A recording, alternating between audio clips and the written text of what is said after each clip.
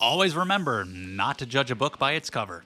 Welcome to Box of Chocolates, where you never know what you're gonna get. Today, you're getting my opinion on Better Man, the Robbie Williams CGI ape musical biopic. I didn't know who Robbie Williams was before this movie was announced, and you cannot get on my ass about that because I have since seen interviews with him where he's talking about the critical success of this movie, and he's saying, like, maybe now I can finally make it big in America, because even he knows that he didn't make it that big in America to where we would all know who he was. But yeah, they announced a biopic about a guy I didn't know and that he was gonna be a monkey.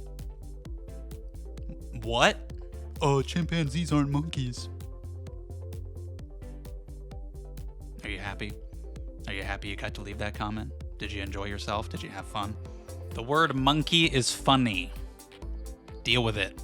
But I gave this film a chance. It released limited last year. It was getting praised. I was supposed to see it earlier this week, and the snowstorm got in the way. So all this time, people have been hyping it up, and now that I've finally seen it, it's really nice to confirm that it is, in fact, a really good time. And regardless of whether you know who this guy even is, it's absolutely worth seeing. This movie is directed with so much energy by Michael Gracey. It's very well paced. It's 2 hours and 15 minutes, but it goes by at a really good clip because the whole thing is just so fun and energetic, and the visuals are outstanding when you get the musical sequences, especially the rock DJ segment, which has been stuck in my head along with at least one of the other songs for the last day. It's so dynamic and entertaining, and these are really fun sequences to watch. You get some really great visuals. You get some really great symbolism and visual metaphors about the way that Robbie Williams is feeling and viewing himself, and that's kind of the reason behind the whole ape thing. It's representing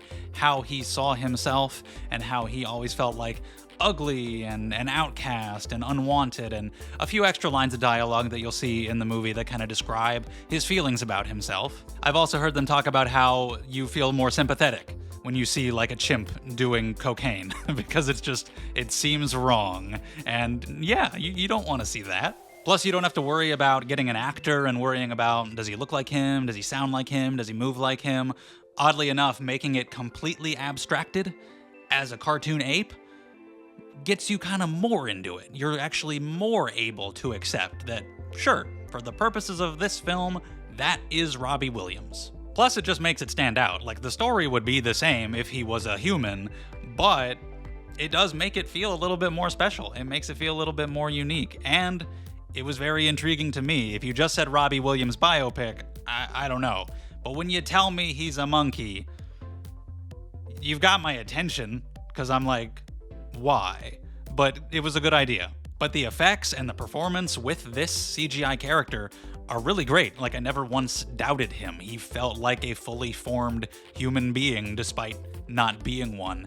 And so all of that came together beautifully. It's just directed so well and so energetically the entire time. And it did a really great job depicting this man's life, who I didn't know anything about, and showing me a sympathetic, understandable human being while also not ignoring the downsides. I saw in an interview, there's one part of this movie involving him and his girlfriend that he said is hard for him to watch because he feels shame about the way he behaved back then.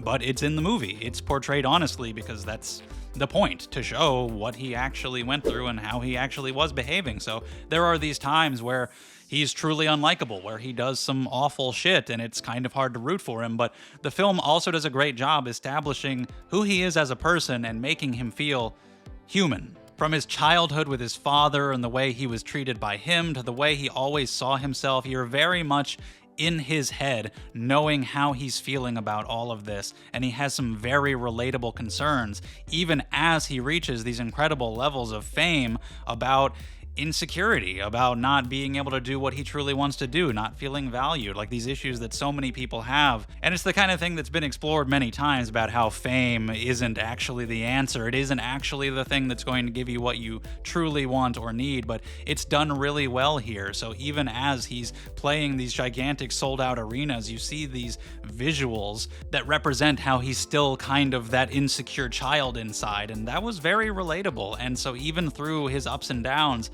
I was always kind of rooting for him to succeed. And it makes for a really emotionally investing climax as we get to see that transformation take place and him start to actually better himself. It's really rewarding. It's a great payoff. It's just great messaging conveyed through this man's life about these issues that we have all dealt with in some capacity and how it's never too late and you can work on overcoming them. As for negatives, pretty minor. It's just that this is not the most unique story. We've seen things like this before. Somebody becoming famous, falling into drugs, falling out with their bandmates, stuff like that. It's just really, really well done with the visuals, the direction, the music was catchy. If you detest this man's music, that might be a bit of a barrier to entry here. You might not want to check it out. It's really well executed. I just don't know if it would be the kind of thing I rewatch all the time because there's so many music biopics out there. The only other thing is sometimes I wouldn't know exactly how much time had passed and exactly how old he was because he's not a human.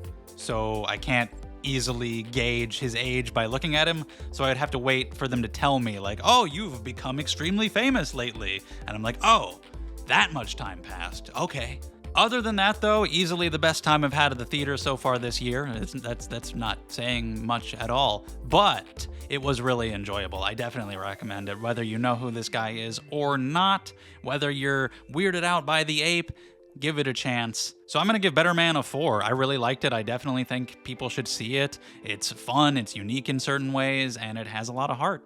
So what do we think next? Like a Metallica biopic where they're all donkeys? A Lady Gaga biopic where she's a dolphin. And it doesn't take place in the ocean. She's just a dolphin who's on land. I got plenty of ideas, guys. Hit me up. Pay me. Anyway, I appreciate them swinging for the fences and spending the extra money to create this convincing CGI character for this just because it was their strong artistic vision, and I had a great time. And that is all I have to say about that, so I'd love to hear your opinions down in the comments, what you thought of this movie, how familiar you were with Robbie Williams beforehand. Let's talk about it down in the comments. Like and subscribe if you enjoyed this and you want to see more from me. My next review should be Peter Pan's Neverland Nightmare. Oh boy.